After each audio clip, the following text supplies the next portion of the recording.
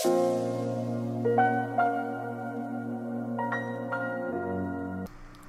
guys, Jenkins Dota here, bringing you another Dota 2 video on behalf of Pvgna.com, and this is going to be part of the General Concepts video series. And in this video, I'm going to be covering ganking in the early game of Dota 2. Okay, so now that that's out of the way, the very first clip that I want to show you is one of the easiest ways to set your team up for a really early advantage, in particular setting one lane up for a really early advantage, and it's super game winning, especially if you have a snowball hero who you're actually giving the advantage to, a hero who's definitely going to use it. So in this game, the matchup that they're actually going to be ganking for, and what I mean by ganking for is that they're going to be ganking this TA as she goes for the rune, which is going to help out the Invoker. Invoker versus TA, typically the TA is going to completely stomp the Invoker if given a pure 1v1, so going for this gank is absolutely tremendous, and an Invoker is a type, the type of hero who is going to snowball and carry the game. So going for this gank, this is basically the only lane that could lose in this current draft that they have right here. So by virtue of just the draft, if they win the lane for Invoker, which is obviously going to be very easy if they go for this gank and it's successful in the TA, because the Invoker is going to have that salve advantage from that denied bounty rune, the TA is going to have to walk back to the middle lane or purchase a TP, which is going to give the Invoker a perfect block. So this is going to set the Invoker up for a really nice game, and because he's a snowball hero, he's actually going to use the advantage really well. Okay, so that's kind of the first condition. Is the hero in the matchup that you're ganking for going to actually use the advantage? Are you, because of course it's kind of like if you were to gank somebody over and over again, there's diminishing returns on killing the same person. You want to go to another lane. Will the person actually use the gank? Is it actually a useful gank? And in this case, yes, it's the most useful gank. Obviously, OG being a very seasoned team, they're obviously pretty good at recognizing these sorts of things. So how do they actually set this up? And actually, the second condition that I do want to talk about before I get into how they set it up, and arguably the most important condition, are your heroes really good at level 1? Earth Spirit with the Orb of Venom, Vengeful Spirit, and a Venomancer with a Gale. These three heroes are tremendously powerful at level 1.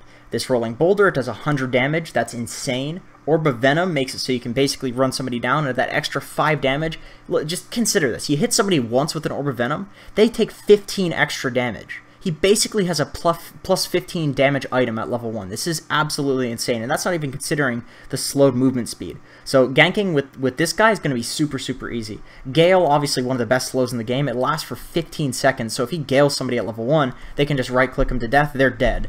And then obviously the Vengeful Spirit stun, 100 damage, and 1.2 second stun duration. This is just a really efficient stun. So they have a bunch of really efficient stuff at level 1, and what does the enemy team have?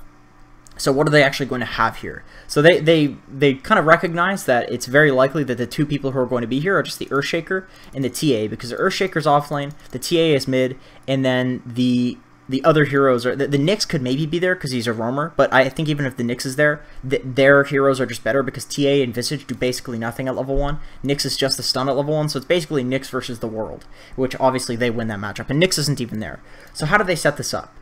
Okay, so because they recognize their level 1 is really strong, they just casually have Jerax walk up this hill here. And if you have a full roll Earth Spirit or a full roll Slardar or Night Stalker, any of these roaming heroes who are just going to be sitting mid most of the game, having them run up this hill from the Dire side going into the Radiant side, this is a very common thing just for sniping couriers, just for getting a little bit of vision, for sitting mid. So nobody's going to think anything of it if Jerax runs up this hill and there's like a Nyx assassin sitting here. Nobody's going to think anything of it, and these two heroes who are lingering behind for this very reason, they can just go up here and go back to this bounty rune, and they'll pick this bounty rune up. So what I'm essentially saying is if Jerax gets scouted from going up this hill, and that's exactly why he goes first, it's no problem because this is exactly what a 4-roll would be doing anyway. But because he runs up here, Jerax says, hey guys, there's nobody here. We can set this gank up. We can wait until a couple of seconds before the rune spawns and then go in for the TA, because we know the TA is going to be standing right on the rune spot. Okay, so since he walks up the hill, they see nobody there. Jerax is like, oh, perfect. Let's just, let's wait. And you can see that he's not walking around the hill. That'd be quite stupid if he did that, because he wants to wait for his team to catch up, and he doesn't know where the TA is actually going to be, because it's 15 seconds until Horn. If TA is an excellent player, TA is not going to be wasting time just sitting on the rune. He's going to be trying to just utilize his time efficiently, because he has time to run back to the rune, so he might be up here, you know, TAs might be over here just scouting around. He's just in the trees over here for whatever reason, but he's not standing on the rune because that would be stupid. So Jerax, Fly, and No Tail understanding this, and if you're in a pub, you should essentially try to hide until the rune is about to spawn. So they're just hiding now, and you can see that they actually just wait. Very patiently they wait, because they know that the TA is going to go down and get the rune eventually. So they find him a little bit early, but drops the sentry. They just use all their spells on the TA, super easy. The Veno actually goes for the Poison Sting at level 1, which is better for laning, but makes the kill a little bit harder to get. I think they do end up getting him. And that's SCC dead. The creeps spawn. Faith actually dies as well. Well, actually, let's see. Okay, Faith looks fine. Close call, though. That does help out that other lane extremely, because now there's just a Visage running around with 2 tangos and 150 HP. TA TP's mid, Invoker gets a bunch of free last hits, Invoker gets a salve, TA does not have a salve, and you can see that he's saving for one. So this is just an incredibly nice game, and now there's a meld on the TA too. So obviously in this case, that was a really, really good case, and I think they actually, so they ended up, they got 2 bounty runes, just 2. Is there one still? Yeah, okay, so they're going to get 3 bounty runes too, which obviously helps out, but the most important thing, to be honest, is denying the enemy mid laner the bounty rune. So if you have a safe lane tri-lane that can do this, you should do this. A lot of the time you can just smoke up here. This is going to work as well if you just smoke up here 15 seconds pre-horn and you just kill whoever you run into first and then go for the bounty rune. And really all it takes is a little bit of communication with your team. The next thing that I want to talk about is ganking to other lanes as an offlaner. And here we have KP on the puck. He gets level 6 and he immediately picks up a teleport scroll. So in the current game state, his read of the game is going to be something as follows. Can you gank a Storm as a level 6 puck? Probably not. He can zip away. You're not going to get the silence on him, really. It's maybe possible with some cold snap setup and some really lucky right clicks, but it's hard. It's not really a gank. The Earth Shaker. Can you kill the Earth Shaker? He's jungling. You're not going to kill him.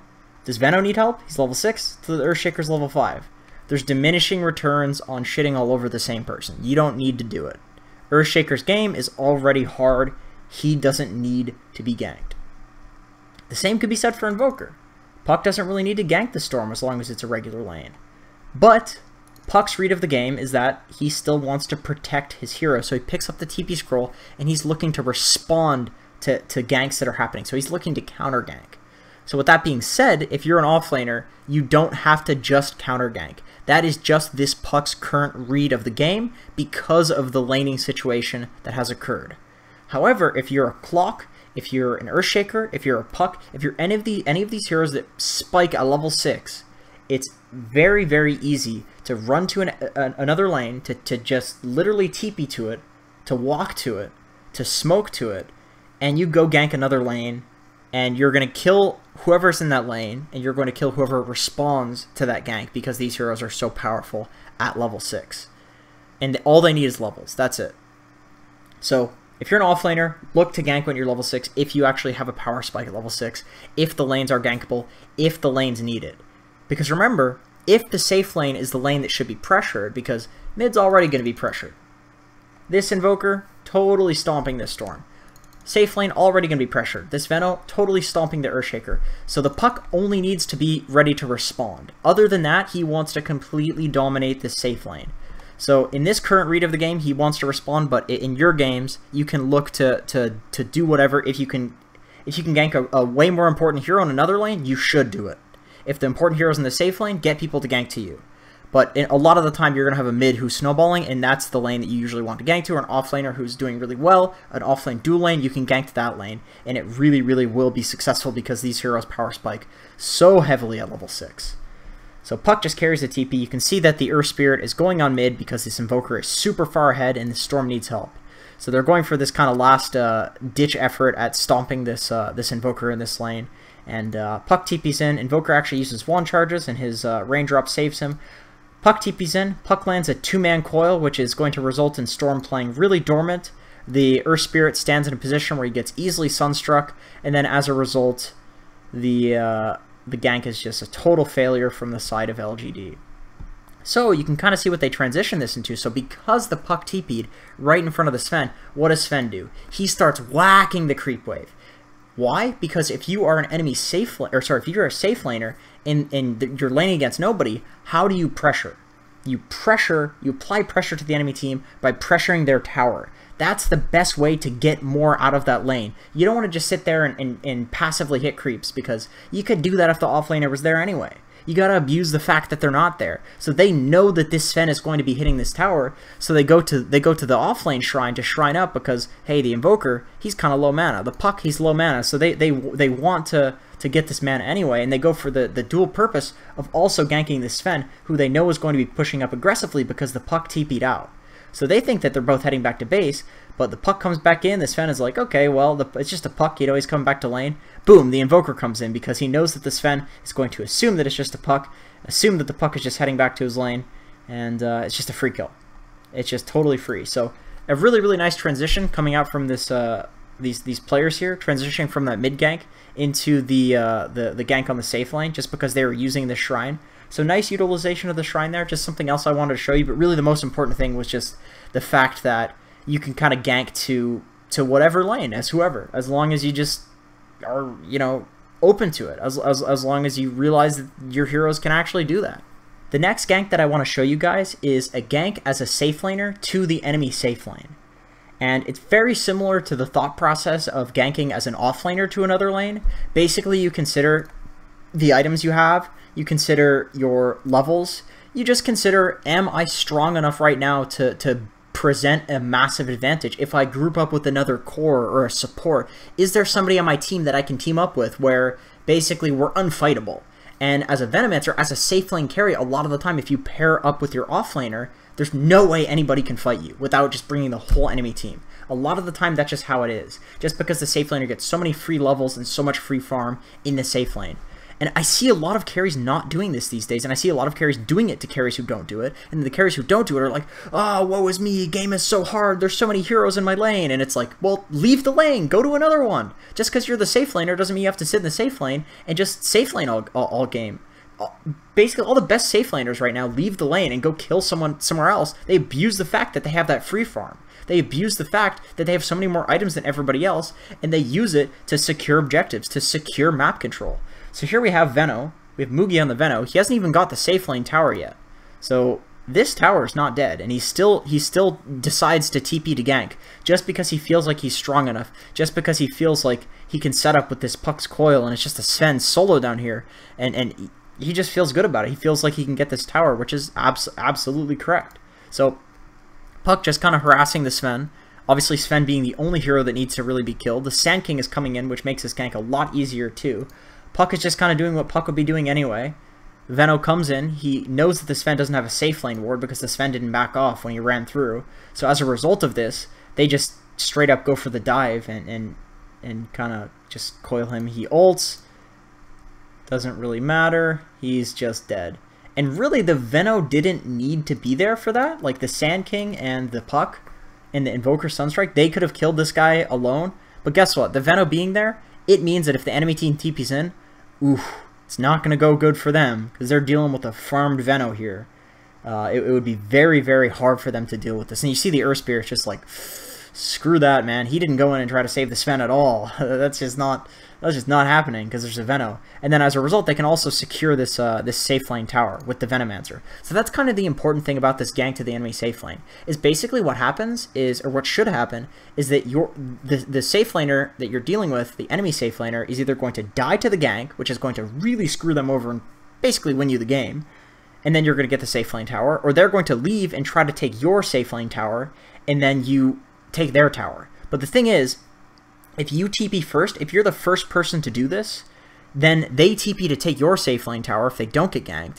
but you take their tower before they take yours, and then you can have your offlaner, because your offlaner is still in the lane, your offlaner still is a TP, your offlaner can actually respond to this tower being pushed. So if you are the first one to do the safe lane to safe lane gank, you can have your offlaner defend your safe lane tower, and you get a free safe lane tower. So that's why it's so good to do this first as a safe laner, and that's why it's so damn good to do this. To get the jump on the enemy team with this is so advantageous for you.